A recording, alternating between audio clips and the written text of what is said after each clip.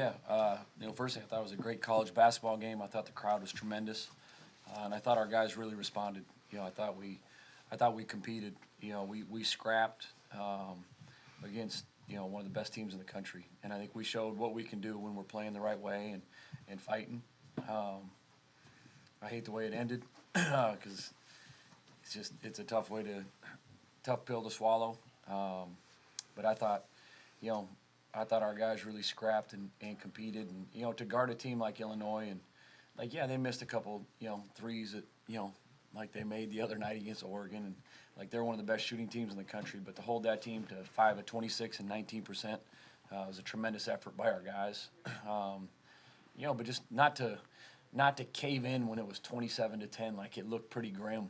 And I still love the flow of the game early on. Like we were getting wide open shots. We got the same looks in the second half.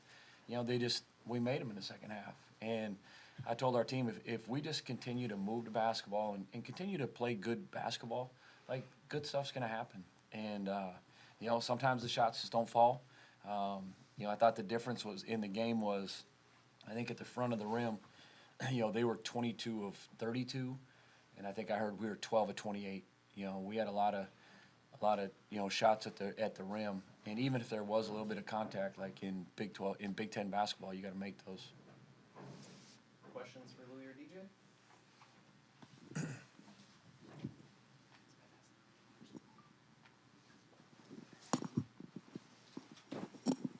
Hey, DJ, just obviously 31 points, new career high, 7 3-pointers, new career high. Just, I guess, what was working for you? And coming off the bench, does that seem easier to find the game for you versus maybe starting and having a cold hand to start, I guess? No, I don't think it makes a difference. Whenever my number's called, it's just being ready and then doing whatever's best for the team, whether that's starting, coming off the bench, just playing my role. And then, Louis, for you, obviously, Coach Sprinkle mentioned that you were in his doghouse in the post game against Maryland. Just how have you seen yourself grow in the system? Because it seems like over the past 2-3 games, you really have seemed to come on. Just maturing.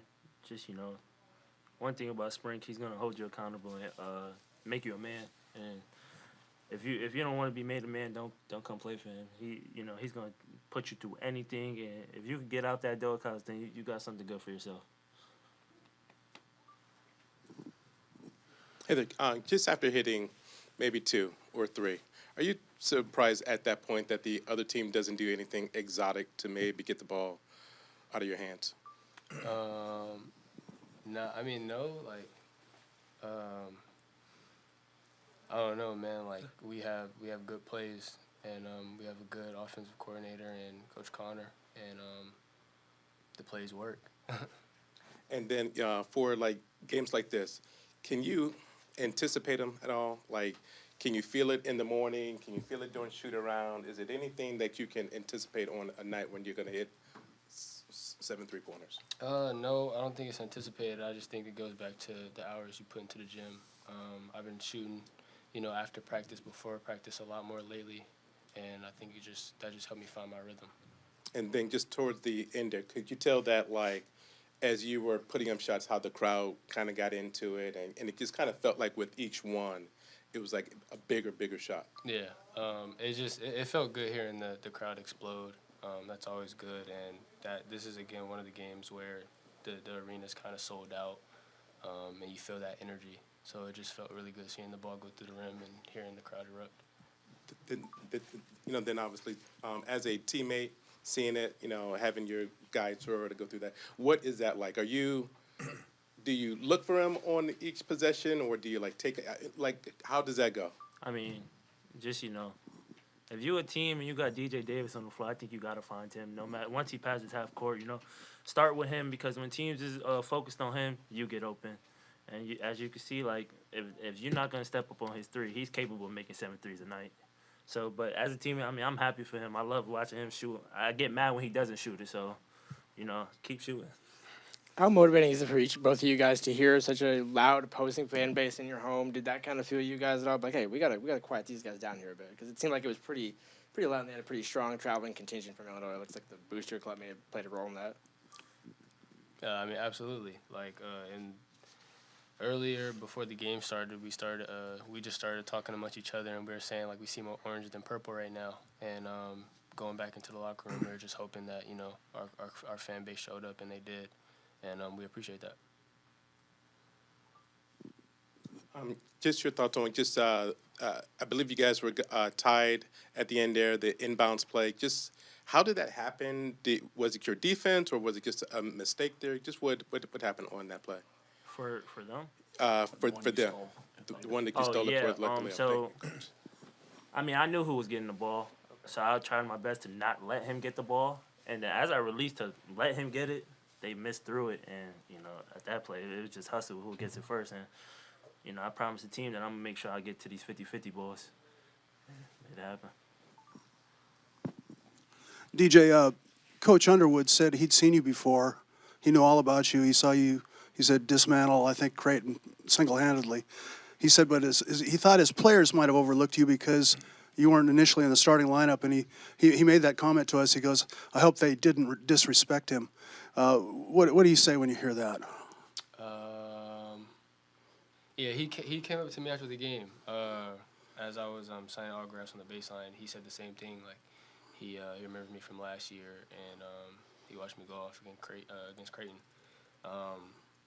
I mean, like Louie said, I have high confidence in my ability to shoot the ball, and that's anywhere I pass the half-court line. So if you're not going to guard me, I'm going to shoot it. And last thing for me, do you guys feel a lot tougher now having gotten into this routine with Danny Sprinkle, and you've got 15 games into it? I know that's a building process to kind of feel the Big Ten, especially when you're a new member, because that's probably different from the leagues that you played in before, a little bit more physical. A lot of calls weren't made. Do you feel tougher? I mean, that you're able to handle that aspect of it? Yeah, I mean, if you look back from, like, the beginning of the season to now, I feel like we're kind of a whole different team. Like, we play our butts off every night now. Like, even from practice, even the way we practice now is way different, and it's just high level. It's high level every day. So just coming into these games, it's like we know what's coming into it. We know we might not get fouls. We just got to play through, keep playing hard, and, you know, win the scrappy game. We just got to win the scrappy game.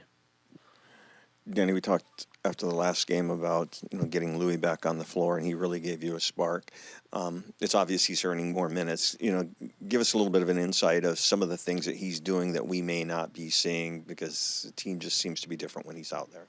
Yeah, you know, like I mentioned after the Maryland game, like he's played a lot of high-level Division I basketball and been a really, really good player at the high level. And so, you know, physically he can play against anybody in the country. He's got a tremendous feel for the game. He's kind of one of those Swiss Army knives. You know, we could play him at point if we had to. He can make ball screen reads.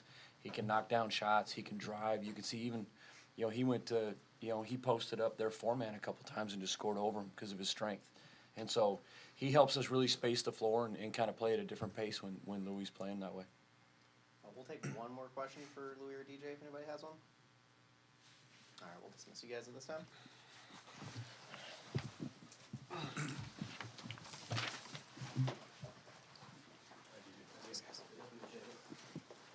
All right, other questions for Coach? Hey, just you guys maybe sort of curtail their perimeter attack. I mean, obviously they average like 31 threes and they shoot at a high clip, and coming off of what they came out 16 or something. How did you, not trying to ask you to give away any trade secrets, but how did you guys sort of slow them down? Yeah, you know, I thought, you know, you're not going to limit their three-point attempts just because they're such good players. And we knew we were going to give up some drives to the basket in order to try and take away the threes. I thought our ball screen defense for the second game in a row was pretty good. Just trying to put some pressure on the ball handler, and then you gotta fly around and scramble out, which I thought our guys did. They got some looks that, like I mentioned, you know, they got some looks that they made against Oregon and some of the other teams, and, you know, fortunately they missed some of those tonight. But I know my team missed a lot more wide open threes, you know, especially in that first 12 minutes. We couldn't get anything to fall, you know. And like I said, I like the flow of our offense in the game, even though it was 27-10. But it was like we're getting what we wanted to get, you know. It just, shots weren't falling, and so.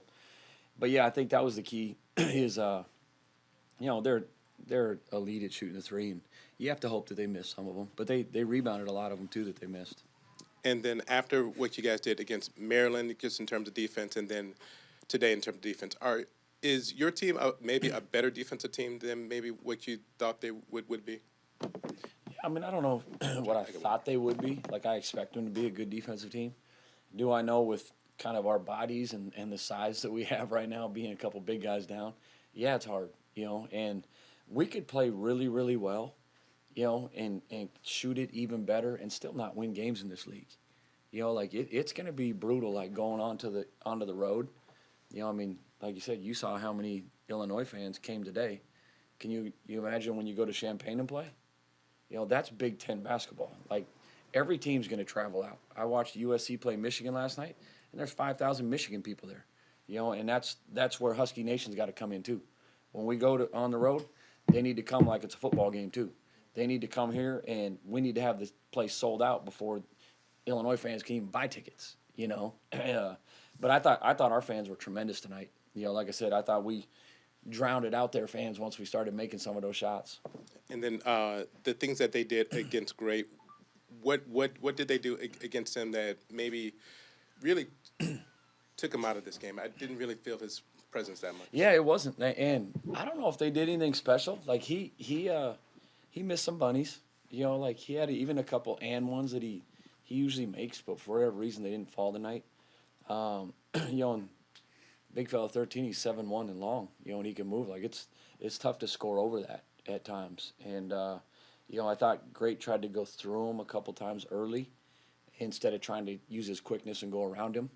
But I know especially in the first half, they just flat didn't guard, a couple of our players each possession, and that guy just sat in the paint, which made it hard for Great to kind of maneuver too.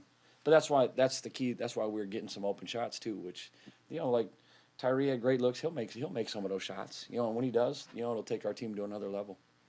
What about Great's defense? What did you see from that where it looked like he was playing really aggressive early on, finished with, I think, 4 steals and a block, and it felt like early on he was really attacking, getting over screens, everything like that. How did you assess that side of the ball for him? Yeah, I thought, like I said, the last 2 games, our ball screen defense has been as good as it's been all year.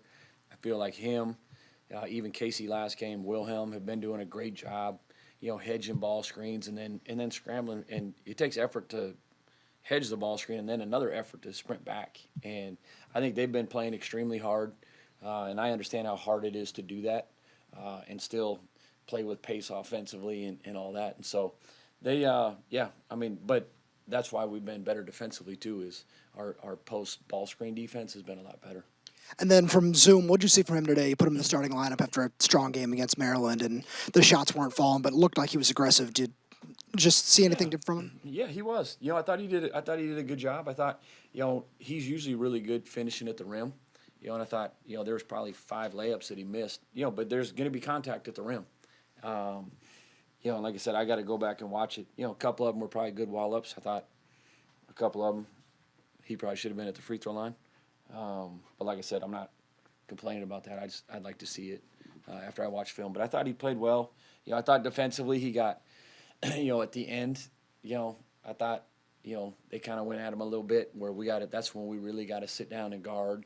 But everybody's got to guard 32. He's got to have 5 defenders guarding him. And if you try to guard him one-on-one, he showed what he does. How interchangeable are Louie and Tyree, especially defensively? Yeah, Tyree's our best defender, and I don't think it's even close. His speed and his fast twitch, just his aggressiveness. He can really change games defensively. But Louie I like too because he's strong enough to guard guys in the post and fly around. Against Maryland he had the huge steal. Even today he came up with that 50-50 play. So I think they're different, but they're both really very good defenders. You sense kind of the senior leadership taking hold in this team, especially the last 2, 3, 4 games. And every team needs that. They're down to their last 16, 17 games, whatever it is. Like that's all you got. This is your last crack at it, and this is the time where they're gonna have to be the team to get us through adversity too. Like we'll have tomorrow off, and then when we come back Tuesday, we can't be moping around. Michigan State's gonna be foaming at the mouth for us. You can't feel bad for yourself in this league, and it's the teams that handle adversity And that next play, next game, next hour mentality, no matter what happens, those are the teams that at the end are going to be playing the best basketball, and hopefully we're one of them. You guys forced 13 turnovers on the defensive end, but it kind of seemed like the guys had a little bit of trouble capitalizing on those in transition. Yeah, What do you think terrible. needs to improve on that aspect? We got to finish. We had, like I said, we had 4 for sure, where we had steals and guys going to the rim and they either get the ball knocked away or they just didn't finish for whatever reason. You got to make those at this level. It's big boy basketball. There ain't no practice. You just got to make the shot. And then we had 2 really sloppy turnovers where we got steals and we had the advantage and we just threw the ball away. And then how important is it to see, when Zoom and Great aren't having the kind of offensive production we're used to seeing, how encouraging is it to see other guys kind of step up in big moments? Like I know Wilhelm hit that 3 to cut the lead to 8 in the second half, and Louie kind of doing his thing. Moving forward, how important is that to know that you have guys who can step up in those moments? It's huge, and that's why Illinois is really good. They got 5 guys always on the court that can affect the game and can put daggers in you. And so, we need to continue to have all hands on deck. And like I told the guys after, DJ shot the ball really well tonight. It might be you, Makai, on Thursday at Michigan State, or it might be Tyler, and that's kind of the strength and number. We need everybody's best, We understand that, we're not going to be as talented or as big as a lot of these teams right now, but that's where we got to be scrappy, and that's where everybody's just got to do their job. You use a lot of guys, but tonight you didn't have a starter in double figures, which is kind of an unusual situation. Yeah. Is that just a quirk, or is that a concern that you got to have some guys, setting it up before, say, DJ comes in and goes off? No, because there's still not separation on our team. I could literally jumble it up and be like, okay, you 5 are starting. Okay, you 5 are starting. There's no separation with our guards. It's not like anybody's just consistently for 5, 6 games, 9 games been way better than the other guy at their position. And that's where, I'm proud of our guys still accepting their roles until they're starting to get a little more defined. And I think our guys are doing a good job defining their own roles and playing to their strengths. But starters and all that stuff don't matter. At Michigan State, at Michigan, home for Purdue, then down to Oregon, then home for UCLA. This is a pretty tough gauntlet you're running through, and I'm not sure It's almost 7 straight ranked teams. Yeah, I'm not sure your guys have been through this kind of. I don't think this program ever has been. Yeah. How do you prepare these guys for that, and do they just have to experience it to understand it? Yeah, and that's why we got into the Big Ten. It's a tremendous basketball league, and the environments. Wait till you watch on TV the environment we play in on Thursday. That's what it is, and there's no way to prepare for it other than let's just get a little better on Tuesday. Let's learn from this loss some of the things that, when it came down to the last 20 seconds, there's always about 5, 6 plays that, like we mentioned, the turnovers in transition. We make a couple shots early, then all of a sudden it's not a 2-point game late. And so putting ourselves in position earlier will definitely help. But it's going to be like I said, you can't be defined by adversity in this league. Adversity's coming. 10 of the 18 teams in our league, after 3 games, before today's game, everybody had only played 3 games. 10 of the 18 teams already had 2 league losses. Think about that. Everybody had only played 3 games. 10 of the 18 already had 2 league losses. And there's only 2 undefeated teams after 3 games, Michigan and Michigan State. And so everybody's going to lose some games, and it's going to be how you respond to that. Hey, at the end there, I think you guys are down 2. You gave the ball to DJ on that drive. I think it was less than 30 seconds left. You're trying to get me in trouble. I'm not trying to get you in trouble. I've already watched it, yeah. What did you think of? It seemed like there was. Don't get in trouble. What did you think of the play? And was there contact? What should have happened? Yeah, we wanted to get the ball to DJ, and then we came up and we set a switch, or we set a ball screen with their 4-man just to get the switch. And then we wanted to come with a ball screen with Great. And that way we had their 4 and 5 involved in the ball screen. And and it worked out perfect. And the guy jumped and DJ drove. And you just have to watch it for yourself. There you go. But I will say DJ, last year I think he was the #1 free throw shooter in the country. And it would have been great to see him have a chance at it. You bet.